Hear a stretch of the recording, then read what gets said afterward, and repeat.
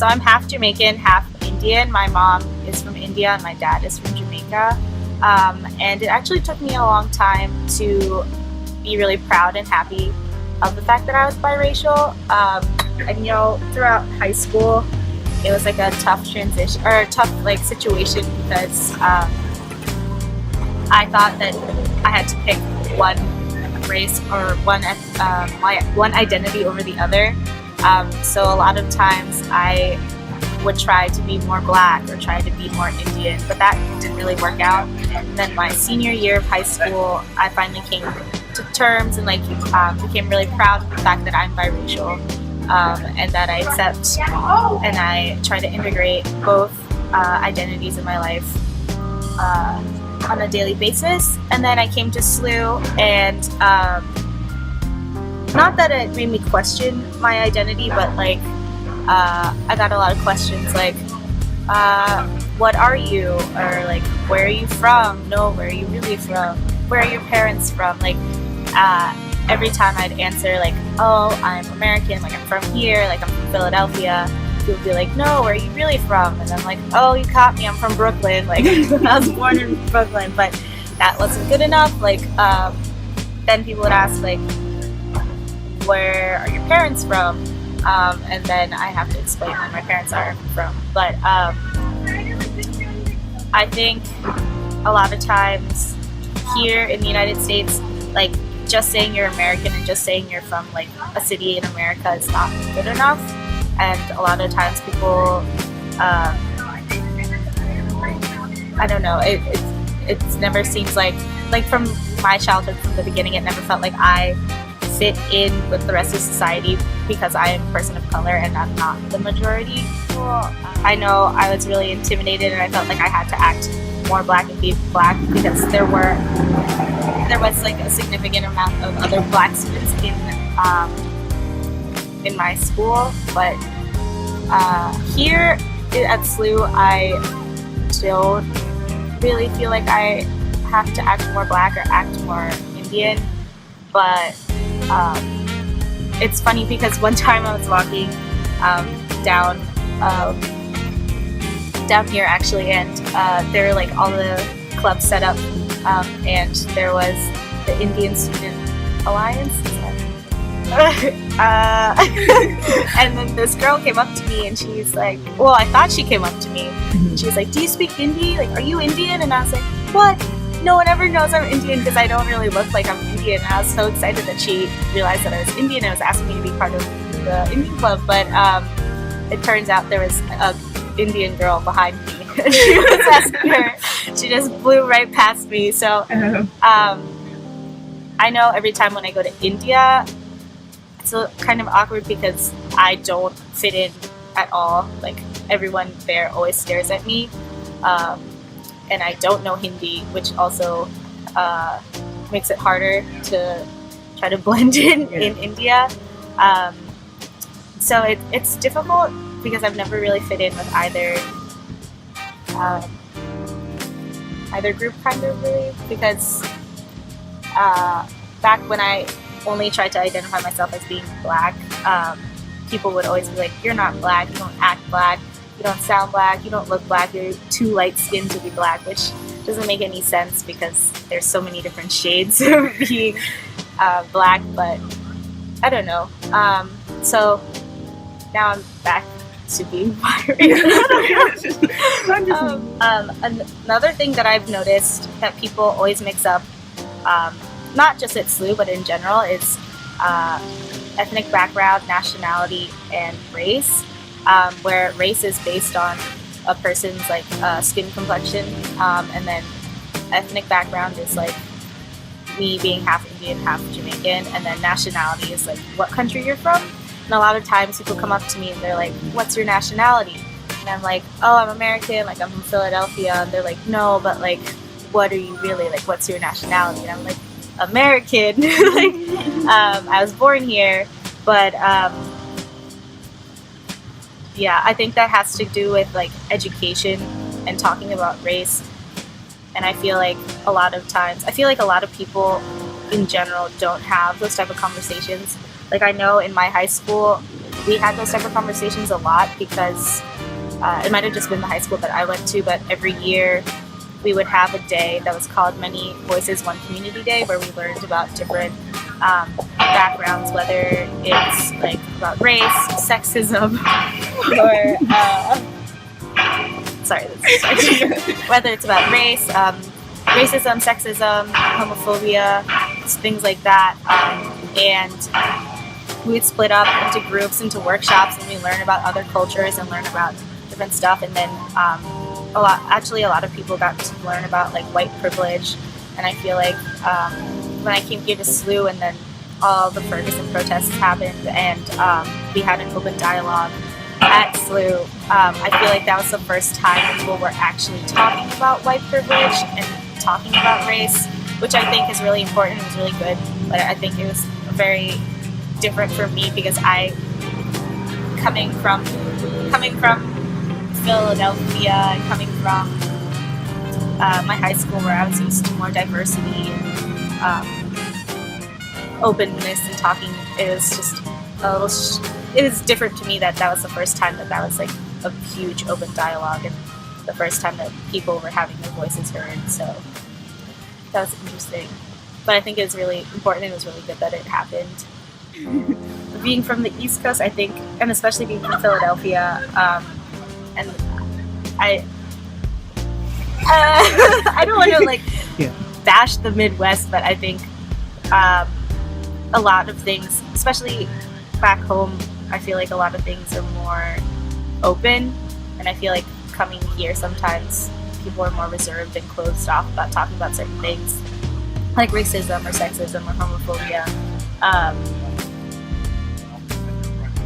But I mean, I think you know, I don't know. But a really funny thing when I came to the Midwest is how I was so surprised how nice people are. Because on the East Coast, everyone's like doing their own thing, everyone's going on their own, and no one really pays attention to each other. No one's like, hey, how are you? How's your day? Especially not to a stranger. And then I came here, and then I remember it was freshman year, my parents were helping me move in, and we asked for directions somewhere, and some guy was like, oh, how are you? Where are you from? And he's like making all this conversation, and we were like, come on, like, we gotta get to SLU. We have to get to SLU. We don't have time for this. But there isn't that many big differences between living in the East Coast and Midwest. But I thought that was a pretty big difference, how nice people were. Fine to ask a person what their ethnic background is, but definitely don't go about it by saying, what are you? Because that just makes me feel like I'm an alien. Like, I am a human being just like you, so don't ask me what I am. But I think it's totally acceptable and it's totally fine to be curious of someone's ethnic background. Just be careful how you ask it. When I tell people I'm half Jamaican, one of the first things that people always say to me, playing off stereotypes, is, oh, do you smoke a lot of weed? Oh, is Bob Marley your favorite artist? Oh, do you listen to reggae all the time? No, I do not smoke a lot of weed. No, Bob Marley, well, I do like Bob Marley, but I mean, it's not like I listen to reggae all the time, and you know, it's not like I have dreads and I'm Rastafarian, exactly. So I mean, just because I feel like people immediately go to that because they're trying to find like a commonality to share what I experience and like share my background, but that's definitely not the way to go about it. And then for being half Indian, I don't really get this here at SLU, but I have gotten before, like, oh, you must be really smart. And I'm like, oh, I wish, but I'm pretty average. And then people also assume that I can cook Indian food, which I wish I could, but I can't. I'm not a good cook at all. But yeah, stereotypes are definitely something that I experience a lot of times when I tell people my ethnic background. Progressive. Like my mom's sisters and her parents are all very progressive. So her marrying a man outside of being Indian was not a big deal for her side of the family, and then my dad's parents were also pretty progressive, so they didn't really care that my dad was marrying an Indian woman.